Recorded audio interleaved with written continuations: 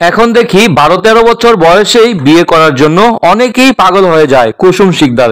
যে কোনো অনুষ্ঠানে কিংবা আলোচনায় কুসুম শিকদারকে একটি প্রশ্নের মুখোমুখি হতে হয়, আর সেটি হচ্ছে কবে বিয়ে করছেন। বরাবরই এ প্রশ্নে বিভিন্ন রকম উত্তর দিয়ে এসেছেন কুসুম শিকদার। সাম্প্রতিক এক সাক্ষাৎকারে এসে এ অভিনেত্রী উল্লেখ করেছেন, একা থাকলে নিজেকে ভালোবাসা যায়। কুসুম শিকদারের কথায়, আমাদের যে পেশা তাতে সব সময় খুব মানুষের মধ্যে থাকতে হয়, মাঝে মধ্যে আমাদের ব্রেক দরকার হয়, যেখানে একা থাকা যায়, নিজেকে সময় দেওয়া যায়, নিজেকে ভালোবাসা যায়, নিজে কি চাই সেটা চিন্তা করা যায়।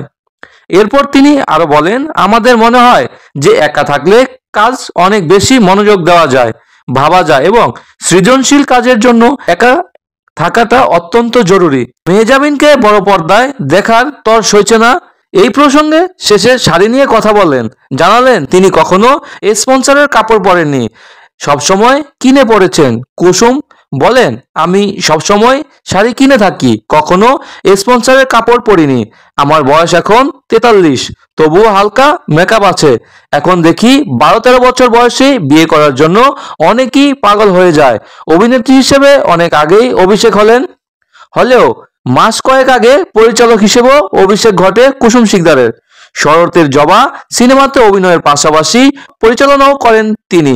গৃহিণীর শব্দ সিনেমা দিয়ে বড় পর্দায় অভিষেক ঘটে কুসুমের। এরপর লাল টিপ সিনেমাতে প্রথম অভিনয়ের জন্য মেরিল প্রথম আলো পুরস্কার লাভ করেন। নতুন নতুন খবর ও বিনোদন পেতে আমাদের ইউটিউব চ্যানেলটি সাবস্ক্রাইব করে রাখুন।